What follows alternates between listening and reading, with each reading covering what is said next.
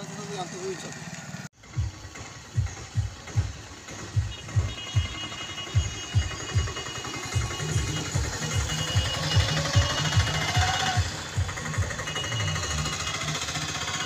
మాట్లాడండి. భారతరత్న ప్రపంచ మేధావి బాబాసాహెబ్ అంబేద్కర్ గారి విగ్రహానికి అవమానం చేయడం, అవమానించే విధంగా ఒక చెప్పుల దండ వేయడం అంటే వేసినటువంటి వాళ్ళ తల్లిదండ్రులకు వాళ్ళ కుటుంబాలకు వేసినంత వాళ్ళు అనుకోవాలని చెప్పేసి నేను మనవి చేస్తూ ఉన్నాం. ఎందుకంటే ప్రపంచంలో అత్యధికమైనటువంటి ప్రపంచ మేధావి ఎవరు అంటే బాబాసాహెబ్ అంబేద్కర్ చెప్పుకునేటువంటి ప్రపంచ దేశాలు.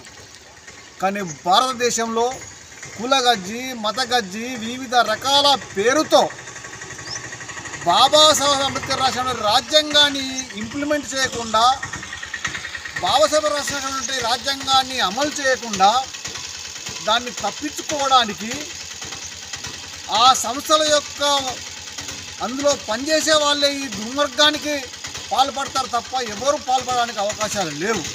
ఎందుకంటే బాబాసాహెబ్ అంబేద్కర్ ఎవరికి నష్టం చేయలే, ఎవరికి అన్యాయం చేయలే, ఎవరిని ద్వేషించలే.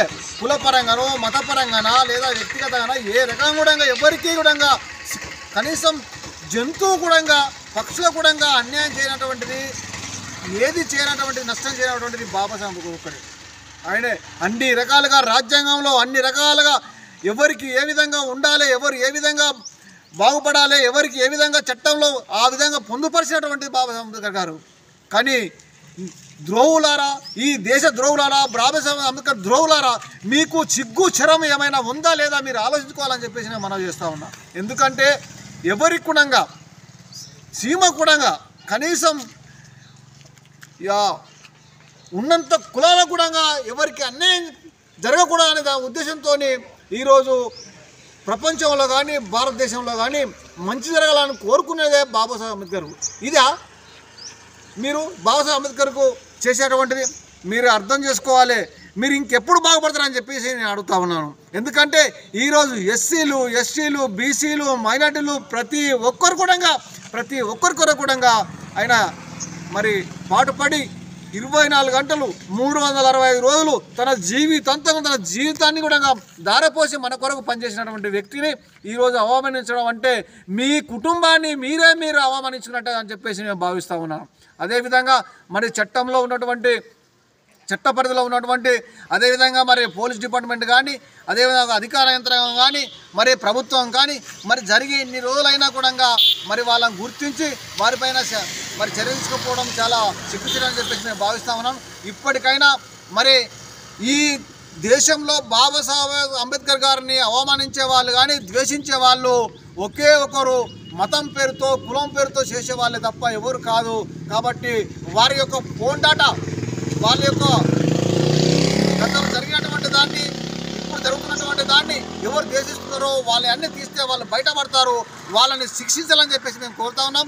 ఎందుకంటే అసలు విగ్రహాలని లేదా విగ్రహాలకు మరి చెప్పుల దండలో ఇంకేదో చేసేటువంటి వాళ్ళు ఎవరైతే అవమానించాలో మరి నరేంద్ర మోడీ భారతదేశంలో ఉన్నటువంటి ప్రధానమంత్రి, బీజేపీ గవర్నమెంట్, రాష్ట్రంలో ఉన్న కాంగ్రెస్ గవర్నమెంట్ ఒక చట్టం తీసుకురండి.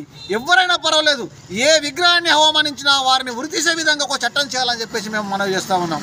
ఎందుకంటే ఇలాంటి విగ్రహాలని మరి ఆ విగ్రహాన్ని అవమానిస్తే నీకు ఏమొస్తుందో నా చెత్త నా కూడా కానీ మేము అడుగుతూ ఉన్నాం.